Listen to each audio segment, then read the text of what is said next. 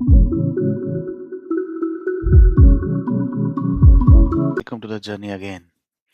तो मार्केट में कोई ब्रेक हमें नहीं लगती हुई नज़र आ रही है और मार्केट जो है बिना ब्रेक के सब सिग्नल सब नाके तोड़ता हुआ नीचे आता ही जा रहा है।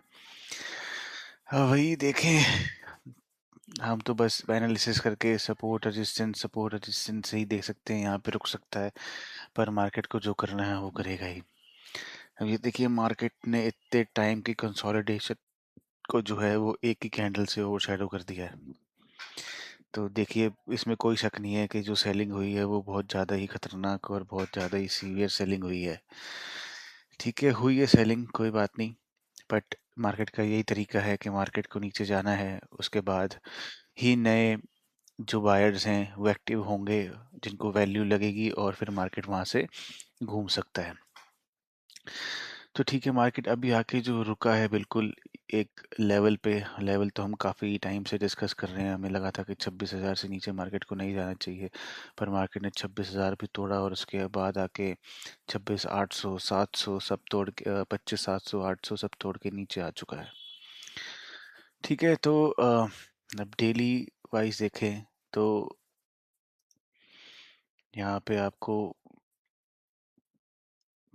मार्केट जो है इस ये जो जोन था हमारा, जो हमने एक जोन दे रखा था कि मार्केट इसको टच करने आएगी, तो एक जो थॉट था इनिशियल के मार्केट यहाँ पे आके एक बार रुक सकती है और सपोर्ट ले सकती है, क्योंकि मार्केट देखिए कॉन्टिन्यूसली ये देखिए गिरी रही है।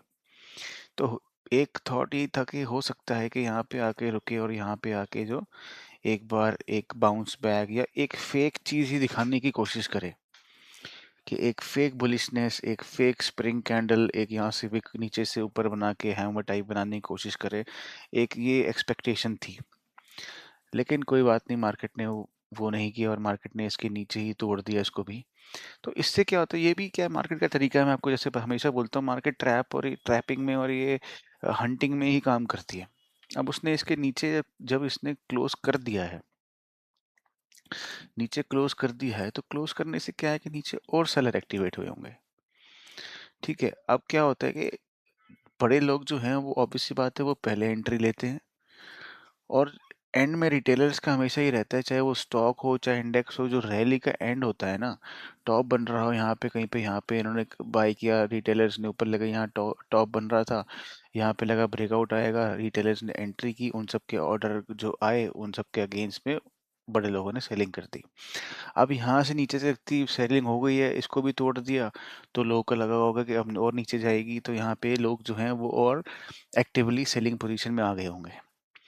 अब ऑब्वियसली बात है, यहाँ तक नीचे आ गई है, उनको अपना प्रॉफिट भी तो बुक करना है। इतना जो यहाँ से यहाँ तक का जो बंदा प्रॉफिट करके बैठा है शॉर्ट साइड में, वो कहीं तो निकलेगा। तो उसको निकालने के लिए क्या चाहिए, उसको निकालने के लिए सामने ऑर्डर चाहिए।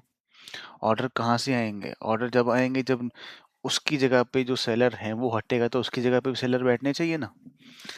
तो वो अपनी गद्दी दूसरों को दे के जाएगा कि भाई अब तू बैठ जा भाई, मैं तो यहाँ से निकल रहा हूँ, क्योंकि उसको पता है कि अभी मेरा हो गया, अब मैं यहाँ से जाना चाहता हूँ। तो उसके लिए उसने यहाँ पे एक अट्रैक्ट करने के लिए हो सकता है कि ये नीचे सपोर्ट का भी तोड़ दिया। तो इससे क्या होगा, नए जो है ओआई में आपको दिखेंगे कि नए लोग जो है वो कॉल साइड पे आके बैठ गए हैं। ठीक है जी, अब लोग यहाँ बैठ गए हैं, तो यहाँ से अब यहाँ से पॉसिबिलिटीज क्या हैं, पॉसिबिलिटीज क्या है यहाँ से, एक तो ये हो सकती है कि अगर मार्केट ने यहाँ से हल्का झटका लिया ऊपर की तरफ और मार्केट यहाँ पे जो है 800 के आसपास आता है कुछ है, तो क्या होगा कि जो लोग अब नए नए यहाँ पे सेलिंग में बैठे हैं, ठीक है, जो 800 पे बैठे हैं या जो अब 900 पे बैठे हैं, जहाँ पे जो सेलर नए आए हैं, वो डरेंगे, वो डरेंगे तो वो भागेंगे, वो भागेंगे तो मार्केट थोड़ा सा और ऊपर जा सकती है। तो अभी तो अगर मुझे ऊपर जाने की जो पॉसिबिलिटी लगती है, अगर मार्केट जैसे यहाँ से खुल के भी थोड़ा सा, तो ये जोन है ना, जो ये जोन तक ही जाने की पॉसिबिलिटी लगती है, क्योंकि पहले ये एक सपोर्ट था, अब टूट गया, तो यहाँ पे टच करने की पॉसिबिलिटी लगती है, यहाँ तक ही जाएगी अगर मार्केट, जो कि लेवल ये बनता है 880 900 मैक्स, 900 टच करने एक बार जा सकती है, टच करने के बाद मुझे लगता है फिर से नीचे आए। तो अभी तो पॉसिबिलिटी ही लगती है। बाकी बात रही नीचे खुलने की, नीचे जाने के लिए तो फिर जो साइकोलॉजिकल लेवल ही बैठा है वो है 25-500 का। यही एक लेवल बैठा है यहाँ 25-500 का, जो साइकोलॉजिकल लेवल है जो यहाँ आ सकता है। ठीक है, तो नीचे के लिए तो अभी ये पॉसिबिलिटी दिखती है। उसके बाद जो है नीचे के लिए अगर बिल्कुल यही, तो फिर यही लेवल बचता है जो बिल्कुल जहाँ से इनिशियल ये कि वो सपोर्ट लेवल यहाँ से निकल के आता है, जो है ये 25-300, 300 350 का लेवल है। और नहीं तो फिर यहाँ पे भी आने के बाद क्या हो सकता है, मार्केट जो है यहाँ पे भी एक ड्रामा करने के लिए अगर आ सकती है यहाँ पे, तो इसको भी तोड़ के जो इस ट्रेंड लाइन जो आ रही है, जो इनिशियल ट्रेंड लाइन थी, ये जो ट्रेंड लाइन, जो एक चैनल ट्रेंड लाइन का बना हुआ है, जो इनिशियली यहाँ से ब्रेक हुई थी, ये चैनल से निकल के ये बड़ा सा कप हैंडल बना के निकली थी, तो इसमें घुसने के बाद दोबारा यहाँ से फिर घुस सकती है। इसमें घुसने का मतलब है कि अभी भी फिर डाउन साइड और ज़्यादा है। अगर यहाँ से घुसने की जाएगी तो अभी भी डाउन साइड वही 2-2.5% की डाउन साइड और लेके चलनी पड़ेगी। तो और ये पेन जो है इतना और बाकी है, अगर यहाँ तक जाती है तो मतलब वही 25,000 के आसपास का लेवल निकल के आता है, 25 से 100 का लेवल निकल के आता है अगर यहाँ तक आती है। अगर फिलहाल में हम देखें, अगर मेरी जो जो मुझे समझ में आती है चीज़ ये है कि वो अगर यहाँ से इसको ऊपर जाना है तो अभी ये हो सकता है कि ये जो एक बार डबल बॉटम टाइप का पैटर्न बनाने के लिए फिर से आ सकती है। जो यहाँ से है ये, इसको यहाँ से कुछ ऊपर जाने की, और एक बार इसको जो ये जो लेवल है ना, इसको भी फिर यहाँ से टेस्ट करने के बाद फिर यहाँ से बना के फिर यहाँ से ऊपर जाने की, जहाँ पे आके फिर हमको एक पॉसिबिलिटी है जो RSI में जो है एक डाइवर्जेंस पॉजिटिव दिखने की कोशिश मिले हमें, और फिर हम यहाँ से जाएं ऊपर। पर इन सब के बीच में जो है अभी बजट में भी दिन कम ही बच रहे हैं, तो इन सब के बीच में जो है वो बड़ा इवेंट भी बैठा है, और वो इवेंट जो है वो सारी टेक्निकल एनालिसिस को जो है सबको फेल कर देगा। ठीक है, क्योंकि वो जो इवेंट है वो बिल्कुल चलेगा इमोशन पे। तो वो जो है वो इवेंट वही है कि अगर यहाँ मार्केट कहीं बैठी है सपोर्ट पे, यहाँ पे कर रही है ट्रेड, और वो इवेंट पॉजिटिव लेके आता है तो ये सपोर्ट बन जाएगा और मार्केट निकल जाएगी। और यहाँ कहीं बैठी है मार्केट तो यहाँ पे आके इसको तोड़ के यहाँ से ले सकती है। तो मतलब मुझे लगता है कि बजट से पहले मार्केट कहीं यहीं पे घूमना पसंद करेगी, देखेगी कि क्या माहौल बनता है। अच्छा बना तो इसी से सपोर्ट ले लेगी, बुरा बना तो फिर नीचे एक और सपोर्ट यहाँ से फिर यहाँ से लेके जा सकती है। तो ये कुछ अभी जो है वो नियर फ्यूचर में अभी देखने को मिल रहा है। फिलहाल के लिए मुझे जो एक्सपेक्टेशन है कि जैसे वीकली कैंडल अगर आप देखेंगे, अगर मैं वो वीकली में दिखाऊं, तो जो मैं कैंडल की एक्सपेक्टेशन अभी कर रहा हूँ जो मुझे लग रही है, जैसा कि ये देखिए ये एक बड़ी कैंडल बनी थी, उसके बाद ये जो कैंडल है ना इनसाइड कैंडल, तो इस वीक की मैं जो बिल्कुल मुझे कुछ इस टाइप की कैंडल यहाँ पे मुझे लग रहा है कि बन सकती है यहाँ पे। ऐसा मुझे फील हो रहा है कि एक बार लो के लिए आए, जैसे मैंने आपको बताया डबल बॉटम के लिए, तो एक बार लो के लिए आए और ऐसी कुछ कैंडल इस वीक में हमें बनती हुई दिखाई दे। ये मेरा एनालिसिस है। बाकी तो सही गलत होना तो वो तो सिर्फ वक्त बता सकता है, और तो कोई नहीं बता सकता। ठीक है, इसके साथ में हम ये देख लेते हैं कि जैसे हमने दो जो बड़े बड़ी चीज़ें हैं बैंक, वो हैं हमारे स्टॉक हैवीवेट्स, जैसे HDFC बैंक वगैरह, उनमें भी देखेंगे कि कैंडल देखिए किस साइज़ की कैंडल बनी है वीकली में आती हुई। तो हमने जो इनिशियली बात करी थी कि ये जो यहाँ से इसने तोड़ा है तो यहाँ पे सपोर्ट एक बार लेंगे। अब यहाँ पे देखिए 300 डे मूविंग एवरेज पे भी बैठा हुआ है, और देखिए इतना बड़ा बैंक है, और मतलब इतना बड़ा क्या, बहुत ही बड़ा ही बैंक है ये तो, नंबरों के हिसाब से हर चीज़ के हिसाब से। तो इतना गिरा है तो हो सकता है यहाँ पे एक बार ये होल्ड लेने की कोशिश करे। ये अच्छा एक सपोर्ट लेवल दिख रहा है यहाँ पे। तो अगर यहाँ से ये भी अगर सपोर्ट लेने की थोड़ी कोशिश कर सकता है तो इंडेक्स को जो है यहाँ पे थोड़ी सी राहत मिल सकती है, थोड़ी स्ट्रेंथ मिल सकती है। अब देखिए support zone plus moving average का कॉम्बिनेशन तो सही है, बट देखते हैं, क्योंकि इसने भी वही पैटर्न दिया है जो प्रीवियस सपोर्ट थे उसको तोड़ दिया है, ब्रीच कर दिया, तो एक ट्रैपिंग हो सकती है कि ये नीचे जा रहा है, कोशिश कर रहा है, और यहाँ पे इनसाइड कैंडल बना के जो है फिर से ये ऊपर जाने की यहाँ तक की कोशिश कर सकता है। और यही चीज़ आप देखेंगे अगर रिलायंस में हम देखें, रिलायंस भी जो है रिलायंस भी जो है अभी वो भी इसी टाइप की कुछ चीज़ें जो है वो करने की कोशिश कर रहा है। रिलायंस का चार्ट मैं आपको यहाँ पे दिखाऊंगा। देखते हैं। ये रिलायंस में भी बहुत बड़ी कैंडल बनी है। और अब जो है ये देखिए, इसके पास जो नेक्स्ट सपोर्ट यहाँ पे अगर दिख रहा है, वीकली में भी अगर देखे तो ये जो जो चैनल है 50 मूविंग एवरेज का चैनल है, इस इसके पास भी आता है। और यही यहीं पे अगर आप देखेंगे तो डेली में लेके जाओ तो कहीं ना कहीं आपको ये पे यहाँ पे ये 200 डे मूविंग एवरेज भी आसपास यहाँ दिखती है। तो दोनों जो है कॉइंसाइड कर रही है यहाँ पे इसके आसपास आने पे। तो लगता है मुझे ये अगर यहाँ पे कहीं पे आके सपोर्ट बनाने की कोशिश यहाँ से कर सकता है ये भी। तो अगर यहाँ से हमें सपोर्ट दिखता है तो फिर ये यहाँ पे इसको टकराने ज़रूर एक बार जाएगा।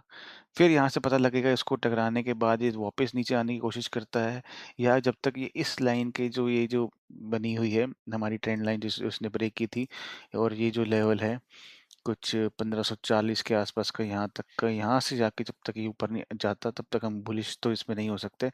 और बस ये है कि हाँ, छोटे छोटे पुल बैक्स इसके ऊपर आने की कोई बस कोशिश हो सकती है कि यहाँ पे जाए, और ये यहाँ से दोबारा इस यहाँ से एक बार रेजिस्टेंस लेगा दोबारा और फिर नीचे आने की कोशिश कर सकता है।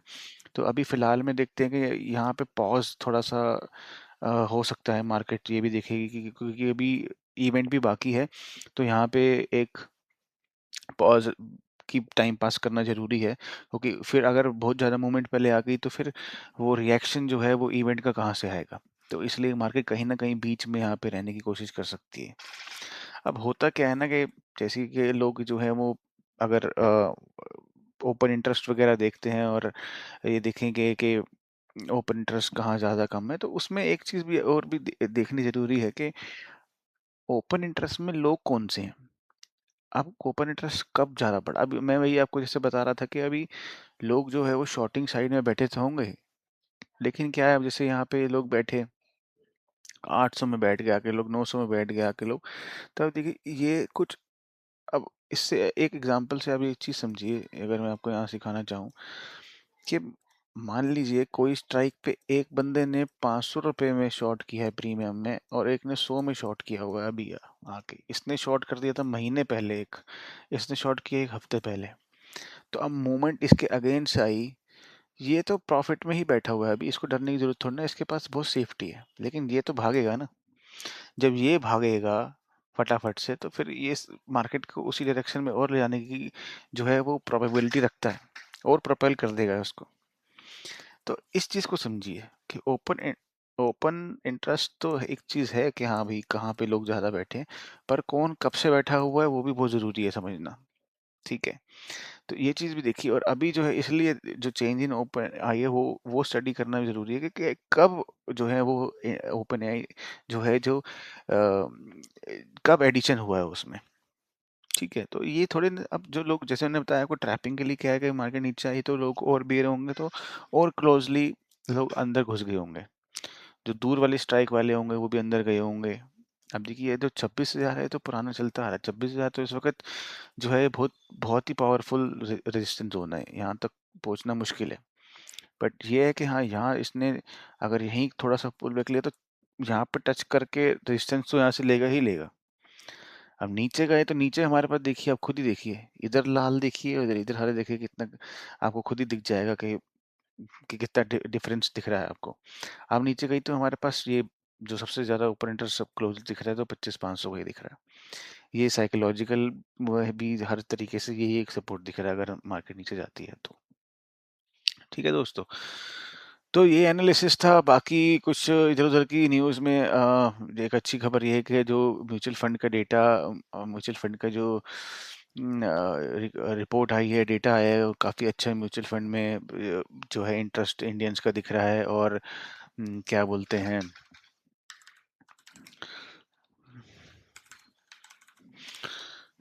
जो आई है अभी रिपोर्ट के,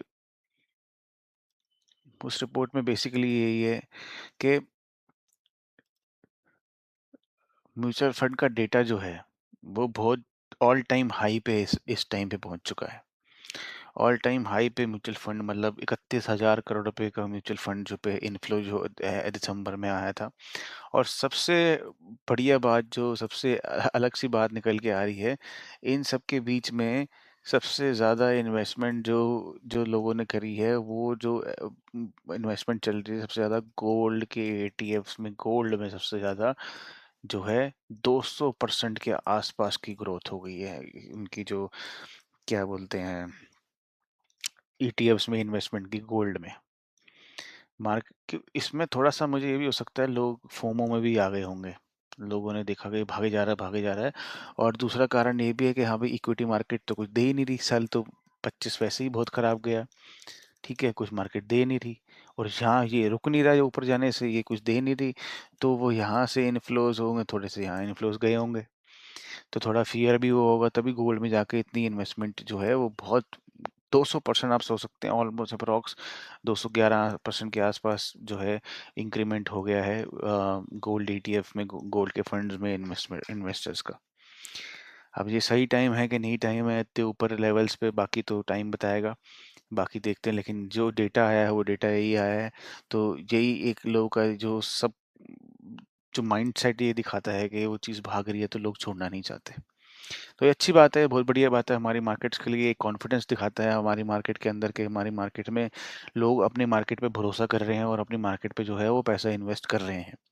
सबसे अच्छा कॉन्फिडेंस यही है, और यही कहीं न कहीं लिंक है। पैसा अगर रेगुलर पे आता रहेगा और उसका पैसे का इन्फ्लो और इंक्रीज होता रहेगा, तो हमारे DIs वगैरह पे हमारे जो खुद ही हम जो है इतने सक्षम हो जाएंगे कि हम जो है काउंटर कर सकते हैं बाहर की डाउन साइड मूव को। ठीक है, तो ये बहुत अच्छी बात है। तो ऐसे ही आप अपने आप में भी कॉन्फिडेंस रखिए, इस चैनल पे भी कॉन्फिडेंस रखिए, और इस जर्नी पे भी कॉन्फिडेंस रखिए, और कॉन्फिडेंट रहिए, और अपने आप पे भरोसा करते रहिए, और हम आगे ज़रूर बढ़ेंगे। थैंक यू सो मच इस वीडियो में यहाँ तक बने रहने के लिए। कुछ आपके फीडबैक्स हो तो प्लीज़ मुझे कमेंट में लिखिएगा, हम उस पे ज़रूर काम करेंगे। Thank you so much.